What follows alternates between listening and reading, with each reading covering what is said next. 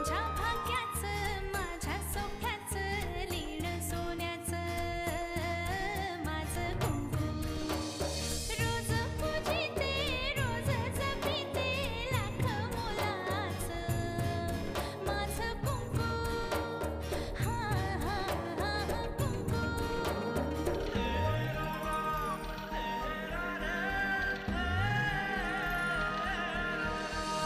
मन माझे घर झाले त्याचे मोर स्वप्नाचा दारिनाचे शब्द त्याचे अमृताचे स्पर्श त्याचे चांदण्याचे त्याच्या श्वासाचे त्याच्या डोळ्याचे गुज सांगते माझं कुंकू हा हा हा कुंकू हा हा हा कुंकू आम्हा दोघांना घरी यायचं होतं. ये तू घरी, फक्त दुपारी ये, म्हणजे हे घरी नसतील. आम्हा नवरा बायकोंमध्ये नाक खुपसू नकोस. जीजी पण आपलं जे झालंय ते खूप आहे. या घराला नवीन चैतन्य आलंय. चांगलंय चांगलंय. सरतापे आडनावाचं कुठलंच बांडगुळ माझ्या घराच्या परिसरात वाढू द्यायचं नाही मला. बाबा आता मी सुद्धा सरतापे आहे हे विसरू नका. म्हणूनच सांगतो तुला, चालते हो.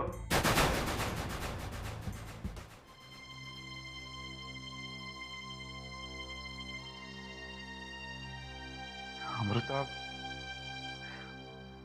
अमृता प्लीज, का रडतेस तू? हे बघ, आपल्याला बघून तुझे बाबा असेच रिॲक्ट होतील हे आपल्याला माहित होतं ना. तुला काय वाटलं होतं? तुला बघितल्यावर तुझ्या बाबांनी तुला जवळ घेतलं असतं आणि आशीर्वाद दिला असता? नाही ना. मग अमृता का रडतेस तू? प्लीज. पण हे सगळं माझ्याच बाबतीत का घडतंय? अरे मी कोणाचं काहीच वाईट केलेलं नाहीये, तरी दरवेळी मलाच शिक्षा का मिळते? अमृता, सगळ्यात आधी ना हा विचार डोक्यातून काढून टाक. जितका जास्त विचार करशील ना तितकाच तुला त्रास होणार आहे. आर्यन, मला आयुष्यभर रडत नाही राहायचंय रे. मला सगळं नॉर्मल झालेलं हवंय पूर्वीसारखं. होईल अमृता, सगळं व्यवस्थित होईल. हे बघ, आतापर्यंत तुझ्या आईच्या इच्छेनुसारच घडतंय. तुझ्या आईच्या इच्छेनुसार आपलं लग्न झालं. आपल्याला त्यांचा आशीर्वाद घ्यायचा होता, तोही आपल्याला मिळाला. तू बघ अमृता, एक दिवस तुझ्या आईच्या आशीर्वादानंच तुझ्या बाबांचंही मन बदलेल. हे नक्की आपल्या लग्नाला मान्यता दे. बाबांनी लग्नाला मान्यता दिली किंवा नाही दिली त्याने मला काहीच फरक पडणार नाहीये. कारण जशी मी त्यांच्यासाठी मेले ना, तसेच तेही No. माझ्यासाठी. हे बघ, यापुढे कधीच असं बोलू नकोस. अमृता, कसेही असले ना तरी तुझे बाबा आहेत ते. बाबा नसल्याचं दुःख काय असतं ना ते मला माहिती आहे अमृता.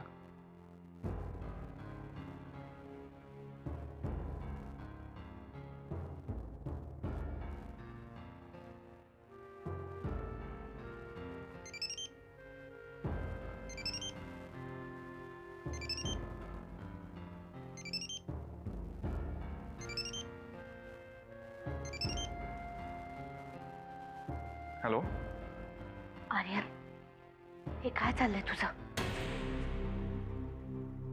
त्या कागदावर काय लिहिलं होतं? आणि तुला माहितीये ना, मी तुला भेटायला कुठे येऊ शकत नाही म्हणून. तुला जे काही बोलायचं असेल ना ते आत्ता बोल. हो, आम्ही दोघेही पोचलो घरी. अमृता ना आहे ना, इथेच आहे. रडतीये ती. पण हे बघ, तू अजिबात काळजी करू नकोस. मी आहे ना तिच्या बरोबर. आपण भेटूच. बाय. आर्यन,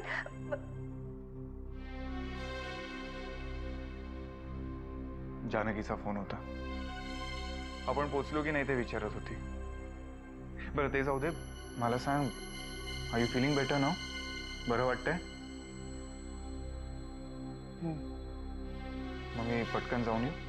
एक अर्जंट काम आहे, आटपून येतो. तुला काही लागलंस तर मम्मा घरी आहेत, तिला सांग. ओके ओके, पण लवकर ये. नक्की. बाय.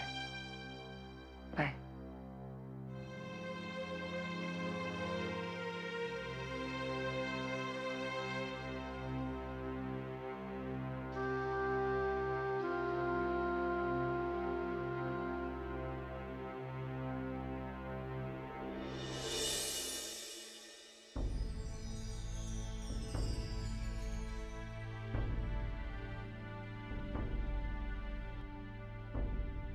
आली.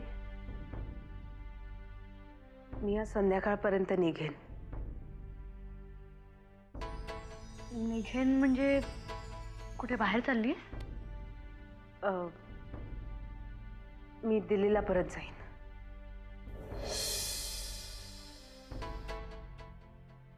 सकाळी हे तुला जे बोलले त्यामुळे तू नाही, राग नाही आला. कारण जो माणूस एखाद्याकडे आश्रितासारखा राहत असेल त्याला रागवण्याचा अधिकारच नसतो. पण मला वाईट खूप वाटलं. माझीच काहीतरी चूक असावी म्हणून भाऊजींसारखा माणूस इतका भडकला. हे बघ, तुझी काही चूक नाही. त्यांना माझ्यावर राग काढता येत नव्हता ना, म्हणून ते तुझ्यावर भडकले, एवढंच. नाही आले, नकोच. कारण आधीच परिस्थितीने माझा जो अपमान करायचा होता तो करून झालाय. आणखी अपमान सहन करायची आता ताकद नाहीये माझ्यात. हे बघ, यांना जर का सोडलं तर घरातले बाकीचे तुझ्यावर प्रेमच करतात ना. मग आता घरातलंही वातावरण खूप बदललंय. पहिल्या दिवशी आले ते घर आणि आत्ताचं घर यात खूप फरक आहे. हे तर मी तुला पहिल्या दिवशीच म्हणाले होते. या घराचा खरा चेहरा हा खूप निराळा आहे. तेच बघवत नाहीये मला. बरं, तो चेहरा बदलण्याचा कोणी प्रयत्नही करत नाही. ती बिचारी एकटी जानकी कुठे कुठे पुरणार? राधा,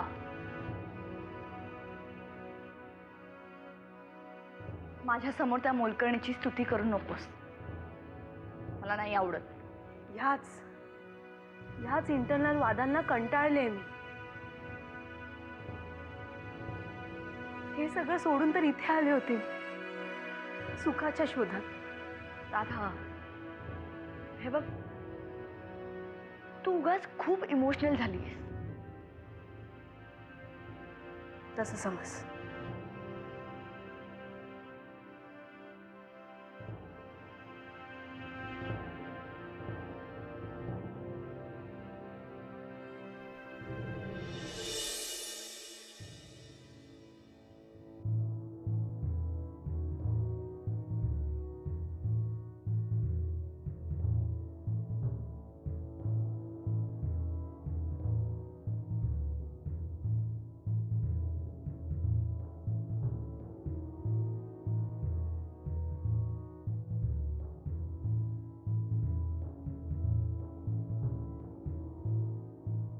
मी उद्या कदाचित इथून जाईन. कुठे? कुठेही. मे बी दिल्लीला परत. का? कायमशी तर इथे राहू शकत नाही ना.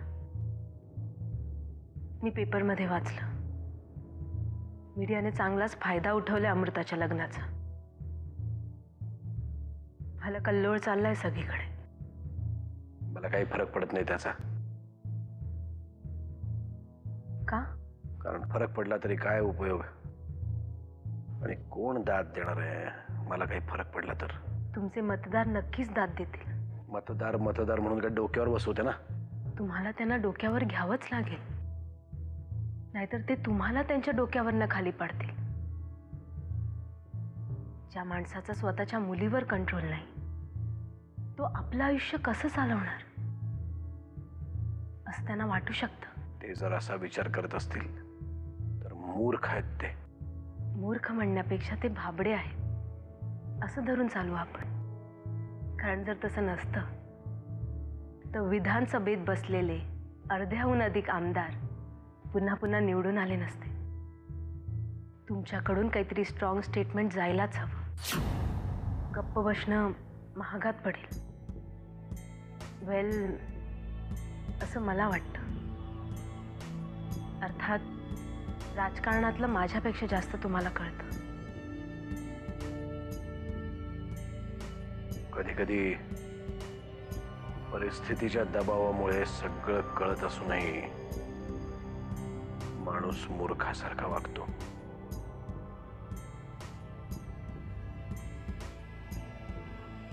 अजून काही दिवस थांबली असतेस तर बरं वाटलं असतं मला.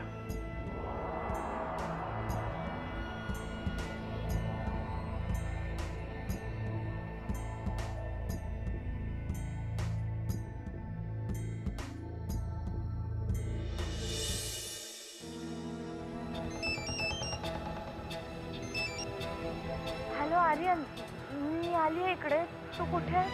I am extremely sorry Janaki, मी नाही येऊ शकत आहे तिकडे. कुठे आहेस तू? जानकी, मी इकडे माझ्या फार्म हाऊसवर आहे. इकडे थोडं काम चालू आहे म्हणून मला यावं लागलं. ते चिठ्ठीमध्ये काय लिहिलं होतं? सांगतो जानकी, सगळं सांगतो. तू आधी एक काम कर, तिकडे समोर एक गाडी उभी आहे, त्या गाडीत बस. तो ड्रायव्हर तुला इथे फार्म हाऊस पाशी सोडेल. नाही आर्यन, मी असं नाही करू शकत. जानकी, तुला जर खरंच अमृताची काळजी असेल तर तुला यावंच लागेल. आर्यन तू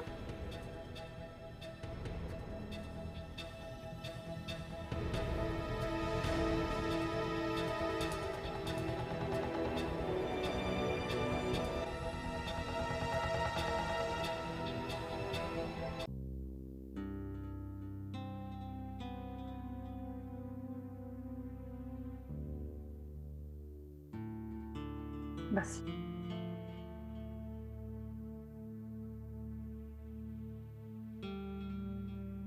माहेरी जाऊन आल्या ना की मुली आनंदात असतात.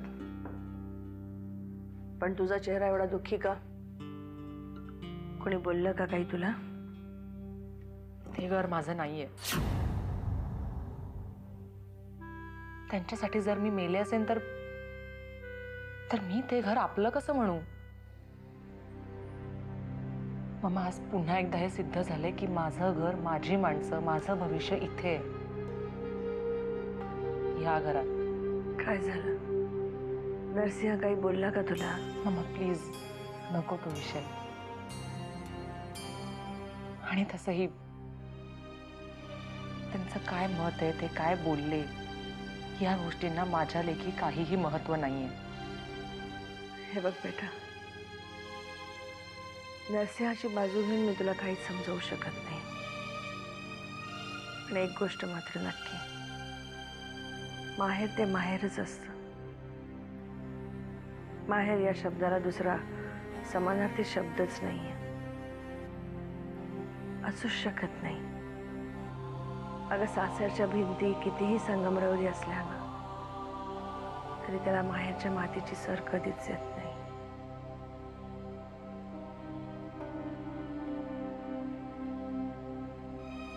किती मोठ्या मनाची माणसं आहेत या घरात.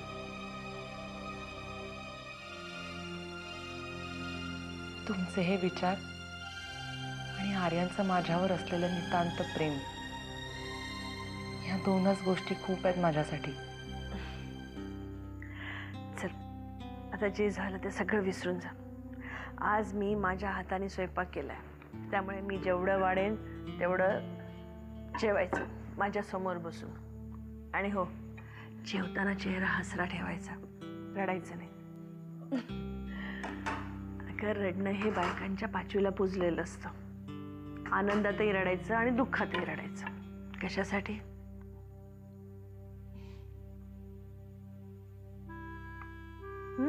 सुरुवात कर.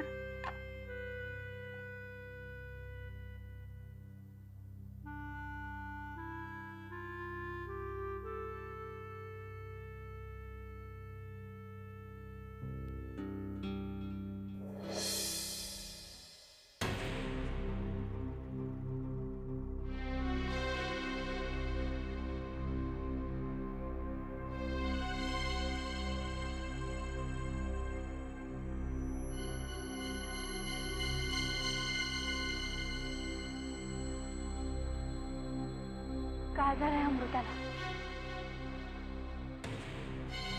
आज खरंच खूप घाई दिसते तुला. पण जानकी, मी ना विचार करतोय की म्हणजे तुझी कुठलीही पूर्वतयारी नसताना मी जर तुला काही सांगितलं तर काय होईल तुझं? काय सांगणार आहेस तू? आर्यन, तू काय बोलतोय? तुला तरी कळतंय का? काय झालंय अमृताला?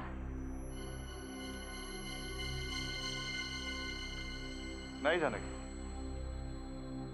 काळजी करू नकोस. अमृताला काहीही झालेलं नाही आता, पण कधीही होऊ शकतं. कारण ती नरसिंह किल्लेदारांची मुलगी आहे. ती नरसिंह किल्लेदारांची मुलगी होती आर्यन, पण आता ती आर्यन सरतापेची बायको आहे. त्याच आर्यन सरतापेच्या वडिलांचा खून या नरसिंह किल्लेदारांनी केला होता. पण ह्या सगळ्याचा अमृताशी काय संबंध?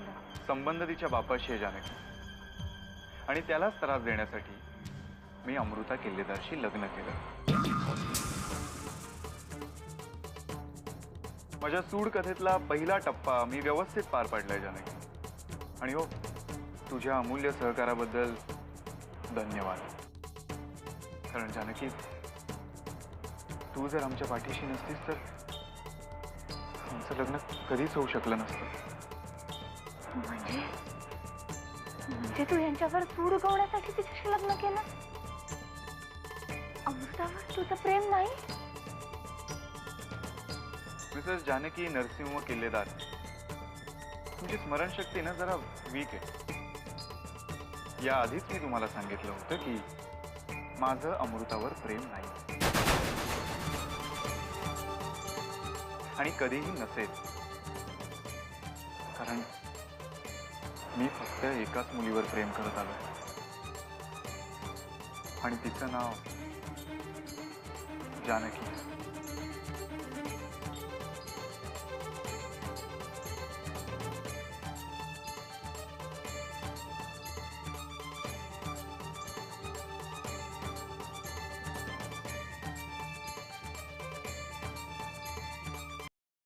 आज माझ्या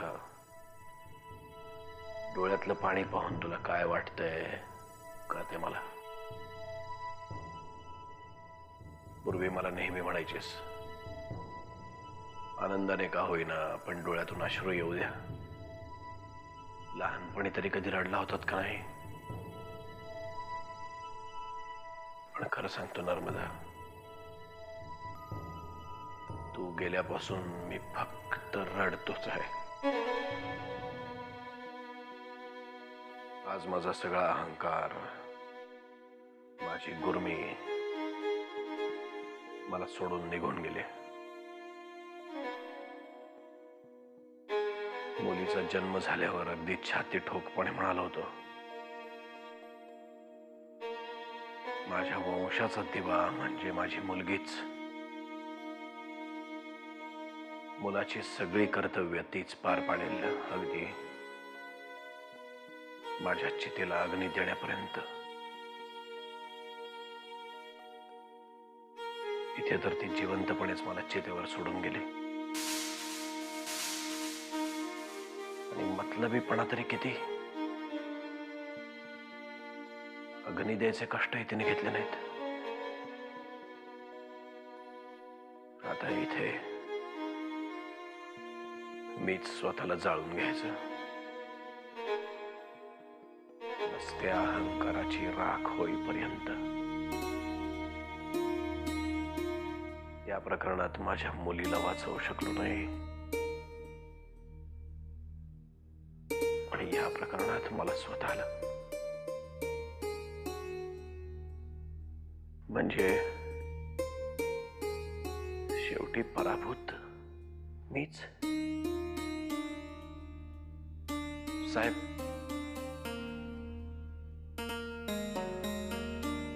बाहेर पुरंदरे साहेब आलेत. वा पुढे आलोच.